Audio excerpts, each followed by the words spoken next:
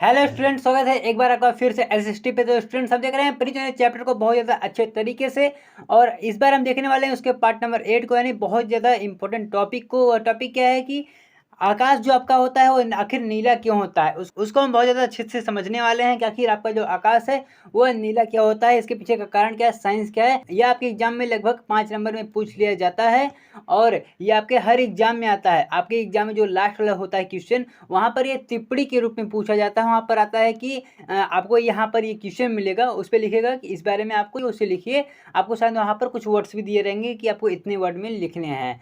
तो स्टूडेंट्स आप इस बात को समझ सकते हैं, ये बहुत ज़्यादा इंपॉर्टेंट हो जाता है। तो इसको हम अच्छे से समझ लेते हैं।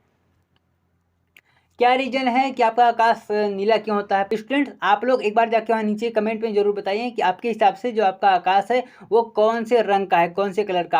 आपको क्या लगता है कि आकाश काला है, नीला है, गुलाबी है। आपके माइंड में जो कुछ भी आ रहा है वहाँ जाके नीचे बताइएगा जरूर।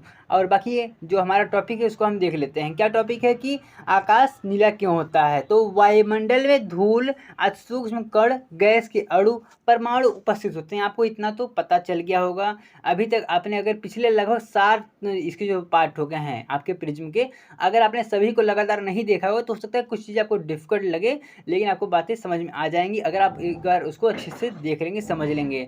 तो स्टूडेंट्स आपको पता है कि आपका जो वायुमंडल, इसमें बहुत सारे सूक्ष्म कण होते हैं, जिसमें वायुमंडल में आपके कुछ परमाणु, अणु और बहुत सारे ऐसे छोटे छोटे कण होते हैं जिनके कारण प्रकाश का प्रकीर्णन हो जाता है और वह प्रकाश आकाश में फैल जाती है। तो जब सूर्य का प्रकाश वायुमंडल से होकर के वह गुजरता है, अगर हम मान लें यह आपके सूर्य का प्रकाश है, यह आपके सूर्य का प्रकाश है, यह आ रहा है, यह आपके वायुमंडल से आ रहा है। तो जब ये आपके वायुमंडल से आएगा, ठीक है, तो ये आपका वायुमंडल है, तो इस वायुमंडल में बहुत सारे धूल कण होंगे, बहुत सारे आपके सूक्ष्म कण होंगे, जिससे क्या होगा, इसका प्रकीर्णन होगा। जब इसका प्रकीर्णन होगा तो इसके अंदर जो भी प्रकाश होगी, आपका ये जो सफेद रंग का ये प्रकाश है, इसमें 7 रंग उपस्थित होते हैं, जिसको हम विवयोर से याद रखते हैं। ठीक है, 7 रंग होते हैं, तो उसका क्या होगा, यह प्रकीर्णन हो जाएगा। तो जब ये वायुमंडल से गुजरता है तो धूल कणों द्वारा इसका प्रकीर्णन हो जाता है, इसका प्रकीर्णन हो जाता है। यानी जो आपका इसमें 7 रंग होते हैं, देखिए कुछ इस प्रकार से। अगर आपको बातें नहीं सुनाई तो आप यहाँ पे देखिए,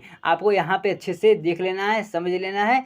देखिए ये आपका सूर्य का प्रकाश है, ये आपका सूर्य का प्रकाश है, और ये सूर्य से प्रकाश की जो किरणें निकल रही हैं कुछ इस प्रकार से निकल रही हैं, और आपके बहुत सारे एटम और आपके क्या क्या कहते हैं, परमाणु और इसके बहुत सारे छोटे छोटे कण इसमें उपस्थित हैं। तो इसमें जो कण उपस्थित हैं यह आके इनसे सब ये टकराएगा कुछ इस प्रकार से, यह इस प्रकार से आके इनसे टकराएगा। तो टकराने के पश्चात क्या होता है, आपको पता है कि सूर्य के प्रकाश में 7 रंग होते हैं, वह 7 रंग टकराएगा और वह फैलेगा। तो जिसका प्रकीर्णन ज़्यादा होगा वह आपको रंग ज़्यादा दिखाई देगा, जिसका प्रकीर्णन कम होगा वो आपको कम दिखाई देगा। तो ठीक इसी प्रकार से देखिए, नीले व बैगनी रंग का जो ये प्रकीर्णन होता है वह यह लाल रंग की तुलना में 16 गुना अधिक होता है। 16 गुना स्टूडेंट्स, बहुत ही बड़ा अमाउंट, ये बहुत बड़ा नंबर होता है। नीला जो आपका कलर होता है वह नीले रंग की तुलना में आपके लाल रंग का जो होता है यह कम होता है प्रकीर्णन। ठीक है, नीले रंग का जो प्रकीर्णन होता है आपके लाल रंग की तुलना में ज़्यादा होता है। कितना, 16 गुना ज़्यादा होता है। अतः नीले व बैगनी रंग प्रकाश के चारों ओर आपके आकाश, ये जो है वह आकाश के चारों ओर फैल जाते हैं। क्या होता है, ये आपके आकाश के चारों ओर फैल जाते हैं, और फैलने से क्या होता है, हमारी जो आँखें हैं, इन आँखों तक ये आपके नीला रंग ही पहुँच पाता है, क्योंकि प्रकीर्णन इसका ज़्यादा होगा तो नीला रंग हमारी आँख तक काफ़ी अच्छे से पहुँच पाता है। और हमारी आँखों तक जब यही पहुँच पाएगा तो हमको ये नीला ही दिखाई देगा।